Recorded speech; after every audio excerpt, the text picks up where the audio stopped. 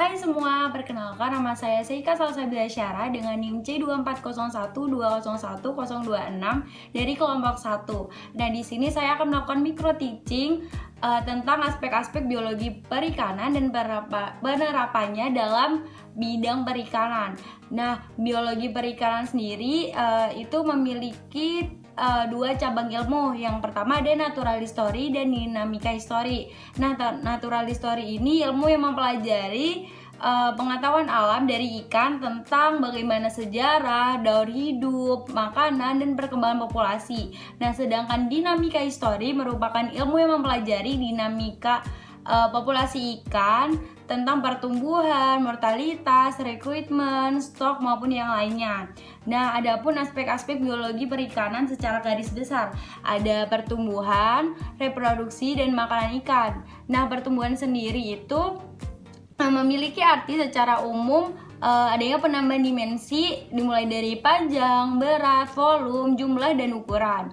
Nah, sedangkan menurut Effendi 1979 itu pertumbuhan dibagi menjadi dua, ada pertumbuhan mutlak dan pertumbuhan nisbi, di mana pertumbuhan mutlak itu ukuran rata-rata ikan pada umur 1 tahun, sedangkan pertumbuhan nisbi itu merupakan panjang atau berat yang dicapai ikan dalam satu periode.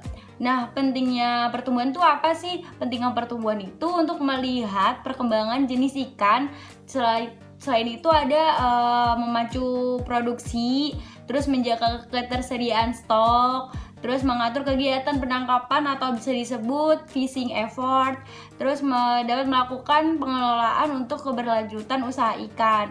Dan yang terakhir itu dari pentingnya pertumbuhan itu memacu produktivitas ekonomi atau ekonomi value dari ketersediaan sumber daya ikan.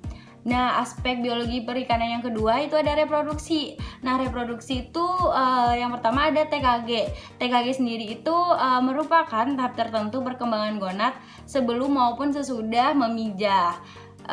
Sedangkan IKG itu nilai dalam persen yang sebagai hasil perbandingan berat gonad dengan berat tubuh ikan.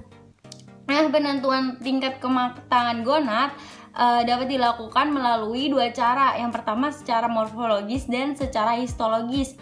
Nah, kalau secara morfologis itu pengamatan berdasarkan ukuran dari gonad tersebut yang dilakukan secara visual.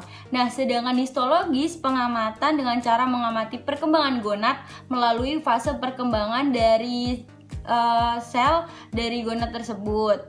Nah, adapun faktor yang mempengaruhi saat pertama kali matang gonad. Yang pertama itu terdapatnya perbedaan spesies, terus yang kedua umur, terus yang ketiga ukuran, dan yang terakhir itu sifat fisiologis individu. Nah, di reproduksi itu ada fekunditas. Nah, fekunditas ini dibagi menjadi dua.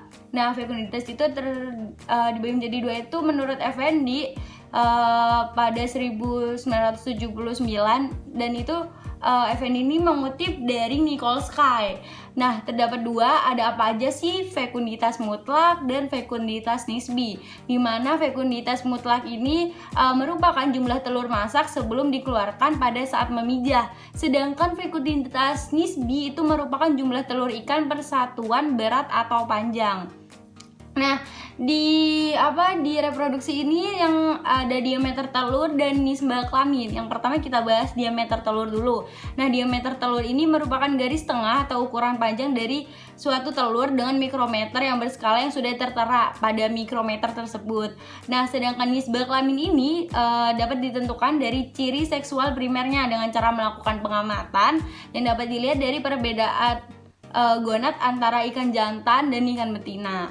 Nah, yang aspek biologi perikanan yang terakhir itu ada makanan ikan. Makanan ikan itu merupakan organisme, bahan maupun zat yang dimanfaatkan ikan untuk menunjang kehidupan dan perkembangan organ tubuhnya. Di sini ada feeding habit atau kebiasaan makanan atau feeding periodicity. Nah, tipe-tipe makanan ikan itu ada bentos, nekton, plankton maupun detritus. Sekian, terima kasih. Wassalamualaikum warahmatullahi wabarakatuh. Bye.